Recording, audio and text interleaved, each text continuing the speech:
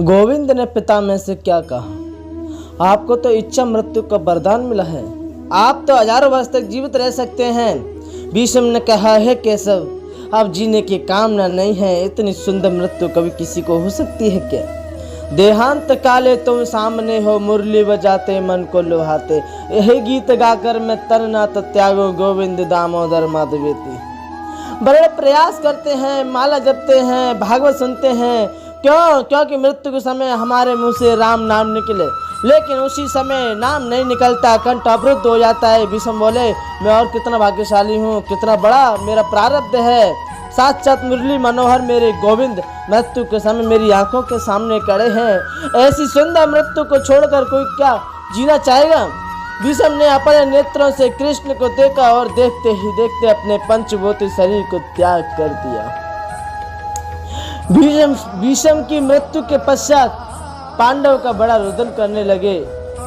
हमारे पितामह चले गए। गोविंद ने कहा, रोना नहीं चाहिए, ऐसे महापुरुषों के लिए रोना क्यों, मेरे नाम का कीर्तन करो। बार बार प्रभु ने पांडव को सुंदर शिक्षा प्रदान की। भीष्म पितामह, इनका 12 भागवतों में नाम है। 12 में जो भागवत है ना, उनमें एक नाम भीष्म पितामह का आता है। उनकी मृत्यु के उपरांत के संस्कार पूरे किए।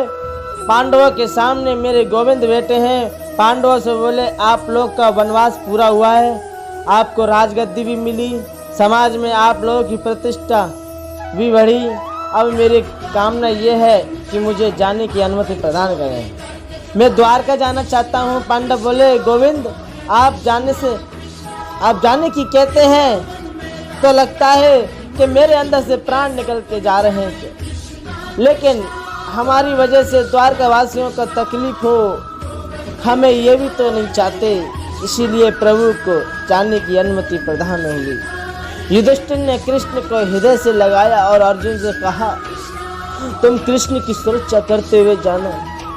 अर्जुन समझ गए भैया जी के मन में कृष्ण के प्रति वात्सल्य भाव है, इसीलिए उनको चिंता है कि कहीं चोर कृष्ण की सामग्री को न लूट ले, ये डर है। इसीलिए युधिष्ठिर जी ने अर्जुन को साथ भेजा और भगवान द्वारका की ओर प्रस्थान कर रहे। अपने महल की अटारियों पर खड़े होकर गुरुकुल की नारियों ने कृष्ण को भावनी विदाई दी। श्री कृष्ण ने बुजुर्गों को प्रणाम किया, साथ ही गले लगाया।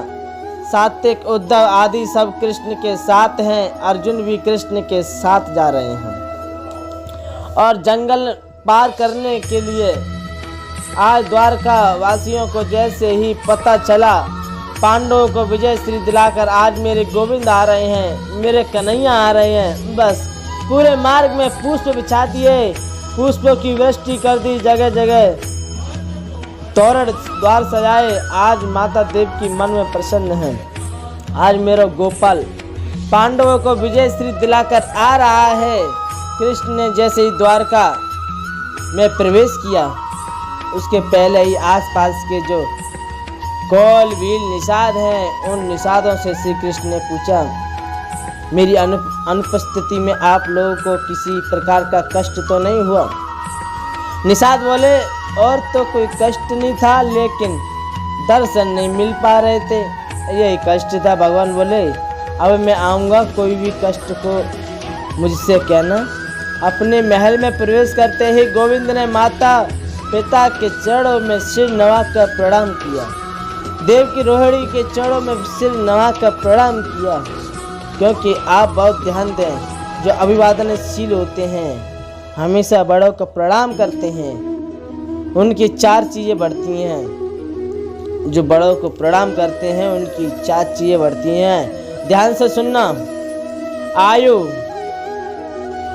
आयु बढ़ती है उसकी, विद्या, वो विद्यावान बनता जाता है, यश, समाज में यश प्राप्त करता है और उसके अंदर बल मिलता है।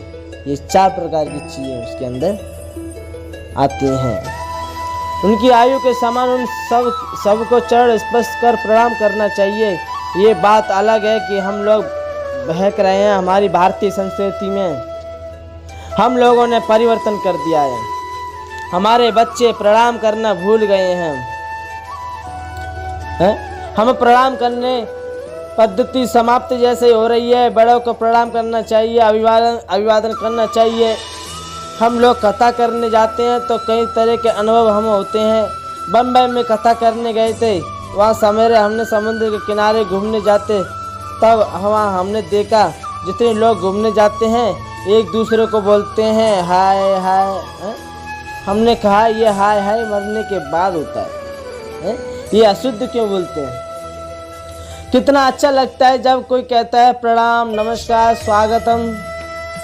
आप लोगों को आश्चर्य होगा, चीन का राष्ट्रपति जब भारत में आता है, यद्यपि अंग्रेजी उसे आती है, फिर भी वह भाषण वो चीन की अपनी भाषा में देता है, अंग्रेजी में नहीं देता।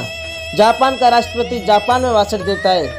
हमारे यहाँ कोई गली मोहल्ला का सदस्य भी अगर कोई बन गया ना तो पराठेदार अंग्रेजी बोलना शुरू कर देगा। बम्बई में तो एक माता बड़े गौरव से बोली, महाराज ये मेरा सबसे छोटा बेटा है।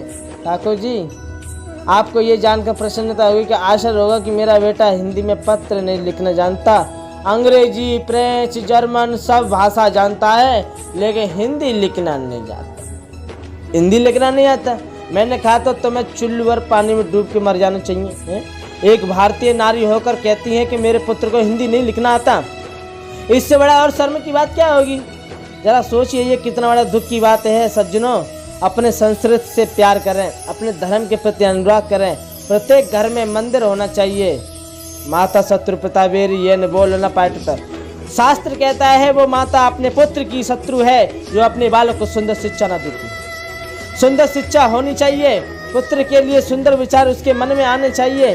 हनुमान चालीसा घर में रोज पढ़नी चाहिए। बच्चों को स्कूल जाता है ना बच्चा, तो उसको कहो चलो मंदिर जाओ, भगवान को प्रणाम करो और फिर दादा दादी को प्रणाम करो, माता पिता सबों को प्रणाम करके स्कूल जाना चाहिए।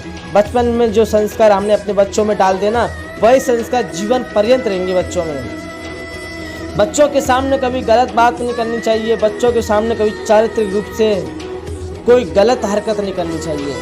उनके सामने अच्छा व्यवहार करें। जो आप करेंगे वही कार्बन कॉपी के रूप में बच्चों को देखेंगे।